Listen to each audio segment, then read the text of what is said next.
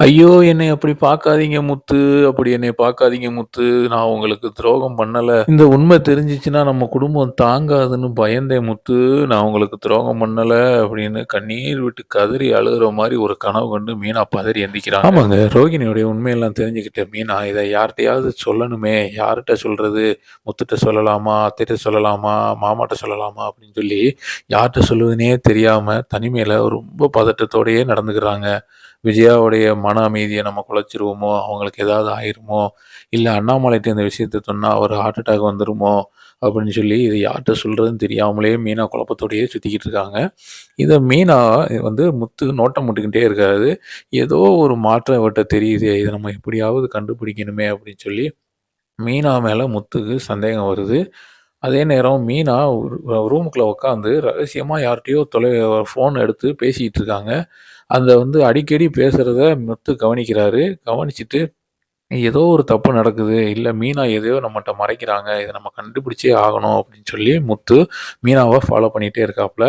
வேகமா முத்துட்ட போய், "என்ன மீனா? என்ன கண்டாலே ஓடி ஓடி ஒளியிற? என்ன ரகசியம்? நீ ஏதோ ஒரு பெரிய கஷ்டத்துல இருக்கன்னு மட்டும் என் மனசு சொல்லுது. ஆனா அது என்னன்னு தான் தெரியல. நீயும் சொல்ல மாட்ற" அப்படிங்கிறாரு. உடனே மீனா பதட்டத்தோட பார்த்துட்டு முத்துவ பார்த்துட்டு, "அதெல்லாம் ஒண்ணும் இல்லங்க. வீட்டு வேலை ரொம்ப இருக்கு. அதான் யோசனையில இருக்கேன். பூ ஆர்டர் வேற நெறையா இருக்கு" அப்படின்னு சொல்லி சொல்றாங்க. இத சொல்லிக்கிட்டு இருக்கும்போதே மீனா கையில இருந்த ஒரு பேப்பர் ஒண்ணு கீழ விழுது. அத எடுக்கிறதுக்குள்ள முத்து அத பார்த்துடுறாப்ல. பார்த்தா அது வந்து ரோகிணி அவங்க அம்மாவுக்கு ஆஸ்பத்திரியில கட்டின பில்லோடைய ரசீது. இத பார்த்துட்டு முத்து எதுவுமே கண்டுக்கிறாத மாரி பேசாம விட்டுட்டாப்புல. இருந்தாலும் முத்துவுக்கு சந்தேகம் பலமா இருக்கு. மீனாவ பின்னாடியே பின்தொடர்ந்து போயிட்டே இருக்காப்புல. மீனாவும் பூ குடுக்க கிளம்பிட்டாங்க. ஆனா, பூ குடுக்குற மாரி போன மீனா, ஒரு பார்க்ல போயி ஒரு ஒரு ஆளோடயே பேசிட்டு இருக்காங்க. இது யாருன்னு நம்ம முத்து ஒளிஞ்சு நின்னு பார்க்குறாரு. பார்த்தா அது யாருன்னு கேட்டீங்கன்னா, ரோகிணி தான் புருஷன் இறந்து போயிட்டாருன்னு சொல்லி சொன்னாங்க பார்த்தீங்களா? அந்த புருஷன் உயிரோட நின்னுகிட்டு இருக்காப்புல. அந்த உண்மையும் மீனா கண்டுபிடிச்சுட்டாங்க. இது ரோகிணிக்கே தெரியாது. கண்டுபிடிச்சு அவங்க கூட ஏதோ பேசிக்கிட்டு இருக்காங்க. இத முத்து வந்து ஒளிஞ்சிருந்து பார்த்துடுறாப்புல. மீனாவும் அவரும் கிறிஷோடைய ஃப்யூச்சர பத்தியும், கிறிஷுக்கு இதுவரை என்ன நடந்தது? இத பத்தியும் பேசிட்டு இருக்கிறத முத்து கேட்டுறாப்புல. கேட்டுட்டு ரொம்ப முத்துக்கு ஒரு அதிர்ச்சி ஆயிருது. உடனே டக்குனு செல்ஃபோன் எடுத்து அத வீடியோ எடுத்து வச்சுக்கிட்டு, பேசாம வீட்டுக்கு வந்துடுறாப்புல. முத்து வரும்போது யோசிச்சுட்டே வர்றாரு. "அட பாவி ரோகிணி! உனக்கு ஏற்கனவே கல்யாணம் ஆகி ஒரு பையன் வேற இருக்கானா? இத தெரிஞ்ச மீனா மீனா இத தெரிஞ்சுக்கிட்டனால தான் நீ இத்தன நாளா அவள மிரட்டிக்கிட்டு இருக்கியா? இன்னைக்கு உனக்கு ஒரு முடிவு கட்டுறேன்டி" அப்படின்னு சொல்லி எதுவுமே தெரியாத மாரி முத்து வீட்டுக்கு வந்துடுறாப்புல. வீட்டுக்கு வந்தோனே மீனாவும் பின்னாடியே வந்துடுறாங்க. கையில வந்தவுடனே முத்து மீனாவ கூப்ட்டு, தான் வீடியோ எடுத்து வச்ச அந்த ஃபோன்ல இருக்கிற வீடியோவ மீனாட்ட காட்டுறாங்க. காட்டிட்டு, "உன் மேல எவ்வளோ நம்பிக்கை வச்சேன் மீனா. எனக்கு தெரிஞ்ச உனக்கு தெரிஞ்ச உண்மைய நீ ஏன் இவ்வளோ நாளா என்கிட்ட சொல்லாம மறைச்ச? இது என் அண்ணனோட வாழ்க்கை பிரச்சனை. இத பத்தி பேசணும்னு சொல்லி உனக்கு எங்கேயும் யோசனையே வரலையா?" அப்படின்னு சொல்லி கேட்குறாப்புல.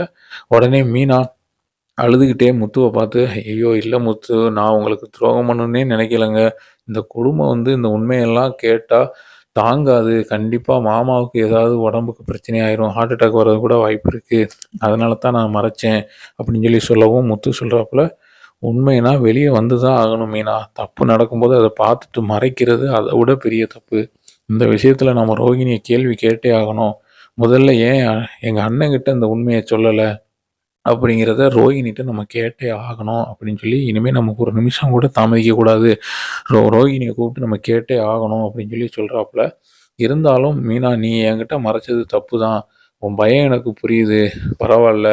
உன்னைய நான் புரிஞ்சுக்கிறேன். இந்த உண்மைய அண்ணன்கிட்ட எப்படி சொல்றதுன்னு யோசிப்போம். மனோஜுக்கு கண்டிப்பா இந்த விஷயம் தெரிஞ்சே ஆகணும். அதுக்கு முன்னாடி நம்ம ரோஹிணிய நேருக்கு நேரா கேள்வி கேட்டே ஆகணும். வா போவோம் அப்படின்னு சொல்லி மீனாவ கூட்டிட்டு கிளம்புறாப்புல. யாரும் இல்லாத நேரமா பார்த்து ரோகிணியுடைய ரூமுக்கு முத்துவும், மீனாவும் போறாங்க. அந்த நேரம் பார்த்து ரோகிணி ஏதோ ஒரு சில பேப்பர்ஸ்லாம் எடுத்து பார்த்துக்கிட்டே இருக்கா, யாருக்கும் தெரியாம. இத மீனா எப்படியோ கண்டுபிடிச்சுட்டா அப்படின்றது ரோகிணிக்கு தெரிஞ்சு போச்சு. அதனால இதில ஏதோ 2, 3 டாக்குமெண்ட் மிஸ் ஆகுதே அப்படின்னு சொல்லி தேடி பார்த்துக்கிட்டு இருக்காப்புல. கண்டிப்பா இத மீனா தான் எடுத்திருக்கணும் அப்படின்னு சொல்லி கன்ஃபார்ம் பண்ண ரோகிணி, டக்குனு அவ ஃப்ரெண்டுக்கு ஃபோன் பண்ணி, "நாளைக்கே நான் கிறிஷ பார்க்க வரணும். அதுக்கு எனக்கு ஏற்பாடு பண்ணு" அப்படின்னு சொல்லி ஃபோன்ல சப்போஸ் பேசிட்டு இருக்கும்போது, இத முத்துவும், மீனாவும் கரெக்ட்டா அந்த நேரத்தில உள்ள வந்துடுறாங்க. உள்ள வந்த முத்து ரோகிணிய பார்த்ததும் கோவத்தின் உச்சிக்கே போறாரு. அவர் டக்குனு ரோகிணி கையில இருந்த டாக்குமெண்ட் எல்லாம் பிடுங்கிட்டு முத்து கேட்குறாப்புல, "எனக்கு பதில் சொல்லு ரோகிணி. உன் பையன் கிறிஷுக்கு நீ தான் இந்த காசு கட்டினியா? ஸ்கூல்ல ஃபீஸ் கட்டினதெல்லாம் நீ தானா? உங்க அம்மாவுக்கு நீ தான் ஹாஸ்பிட்டல்ல பணம் கட்டினியா? எங்க அண்ணன் கழுத்துல எப்படி நீ மாலைய போட சம்மதிச்ச?" அப்படின்னு சொல்லி பயங்கரமான கேள்விகள்லாம் கேட்குறாரு. இத பார்த்த ரோகிணி அதிர்ச்சியில அப்படியே பயந்து போய் நிக்கிறாங்க. "தப்பா எடுத்துக்கிறாதீங்க முத்து. நீங்க தப்பா புரிஞ்சிருக்கீங்க. எல்லாத்தையும் நான் விளக்கமா சொல்றேன்." அப்படின்னு சொல்லி ரோகிணி சொல்றாங்க. உடனே மீனா, "இதுல விளக்கமா சொல்றதுக்கு என்ன ரோகிணி இருக்கு? எல்லாத்தையும் நாங்க கண்டுபிடிச்சிட்டோம். ஒரு பொய்ய மறைக்க மாத்தி மாத்தி நீங்க பொய் சொல்லிக்கிட்டே இருக்கிறீங்க. இது எங்களுக்கு சரியா படல. ஒருத்தருடைய வாழ்க்கைய பணத்துக்காகவும், ஆடம்பரத்துக்காகவும் அழிக்கிறது நியாயமா?" அப்படின்னு சொல்லி மீனா வந்து கேட்குறாங்க. நிலைமை ரொம்ப மோசமாகறத கவனிச்ச ரோகிணி வழக்கம் போல தன்னுடைய அடுத்த நாடகத்த ஸ்டார்ட் பண்றா. டக்குன்னு கண்ணீர் விட்டு அழுகுறாப்புல. முத்துவும், மீனாவும் எப்படியாவது நம்மள நம்பணும் அப்படின்னு சொல்லி முத்து ரோகிணி கண்ணீர் விடுறாப்புல. "ஆமா, எனக்கு ஒரு கஷ்டமான கடந்த காலம் இருக்கு. என் வாழ்க்கையில நடந்த பெரிய துயரம் அது. நான் அவர பிரிஞ்சு தான் இருக்கேன். இந்த உண்மைய சொன்னா என்னுடைய வாழ்க்கையே அழிஞ்சிடும்னு தான் பயந்தேன். அதனால தான் நான் மீனாட்ட மாத்தி சொன்னேன்." அப்படின்னு சொல்லி சொல்றாப்புல. உடனே முத்து, "உன் கஷ்டத்துக்காக நீ இன்னொருத்தருடைய வாழ்க்கையில விளையாடலாமா? என் அண்ணனுக்கு இந்த உண்மை தெரிஞ்சா என்ன ஆகும்னு நீ ஃபர்ஸ்ட்டு யோசிச்சியா? அத்தையோட ஆசைய யூஸ் பண்ணி நீ ஏமாத்தியிருக்க." அப்படின்னு சொல்லி மீனா மீனாவும், முத்துவும் ரோகிணிய திட்டுறாங்க. உடனே ரோஹி டப்புன்னு முத்துவோடைய கால்ல விழுந்துடுறாங்க.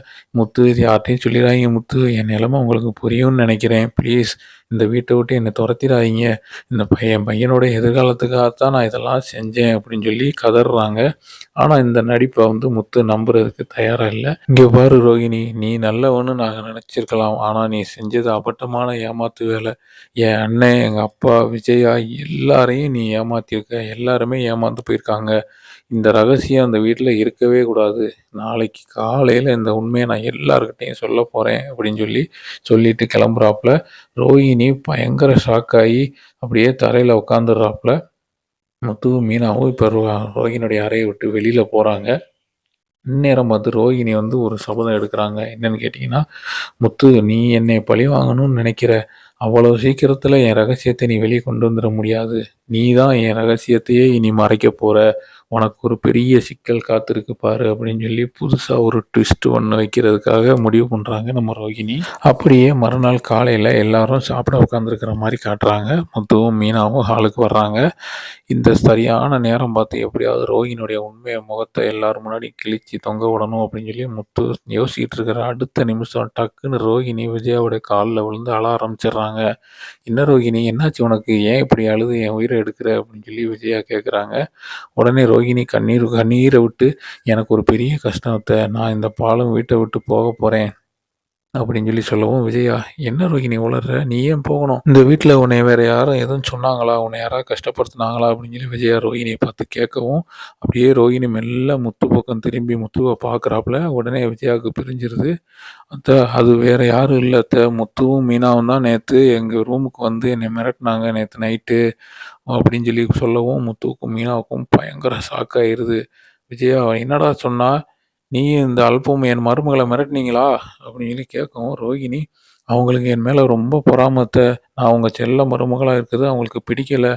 அதான் நீ இந்த வீட்ட விட்டு போகலைன்னா உன் மேல இல்லாத பழியெல்லாம் போட்டு உங்க பேர நான் கெடுப்பேன்னு சொல்லி சொல்றாங்க. என்னைய நேத்து எவ்வளோ மிரட்டுனாங்க தெரியுமா? எனக்கு ரொம்ப பயமா இருக்கு அத்த. என்னை எப்படியாவது நீங்க தான் காப்பாத்தணும்." அப்படின்னு சொல்லி ரோகிணி அடுத்த ஒரு நாடகத்த நடத்துறதுக்கு ஆரம்பமாயிட்டா.